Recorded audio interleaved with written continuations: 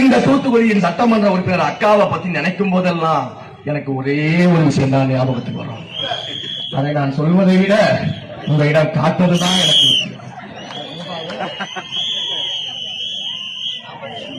இந்த தொகுதியின் சட்டமன்ற உறுப்பினர் அக்காவை உங்களை பார்க்கும் போதெல்லாம் இதாக ஞாபகத்துக்கு வருது. எனக்கு உங்களை பார்க்கும் போதெல்லாம் இந்த முட்டை தான் ஞாபகத்துக்கு வரும்.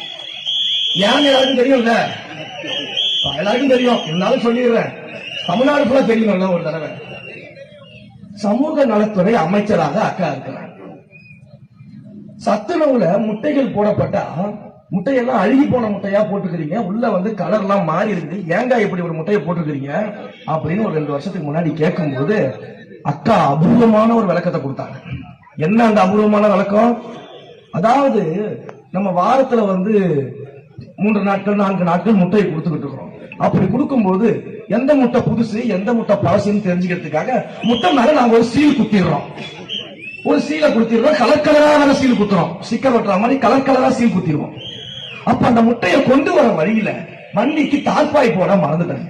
தார்பாய் போட அந்த நேரம் பார்த்து ஜோனு மழை பெய்ஞ்சிருச்சு. ஜோனு மழை பெய்ஞ்சதுல முட்டையெல்லாம் அணைஞ்சி போய் அந்த இங்கு முட்டைக்குள்ள இறங்கி உள்ளுக்குள்ள ஃபுல்லா கலர் கலரா மாறி, அதனாலதான் அந்த கலர் கேட்டவுக்கு நாங்க அழுகி போன முட்டையெல்லாம் கொடுக்கவே இல்லைங்க, நாங்க அருமையான முட்டை தான் கொடுத்திருக்கோம், அழுகி போன முட்டை கொடுக்கிற அப்படின்னு உலக அளவில் விஞ்ஞானி போல பேசியவர், கோடைக்கால விஞ்ஞானி மு.க. ஸ்டாலின் அவர்களே மிஞ்சும் அளவுக்கு பேசியவர் முட்டை விஞ்ஞானி சட்டமன்ற தொகுதி உறுப்பினர்.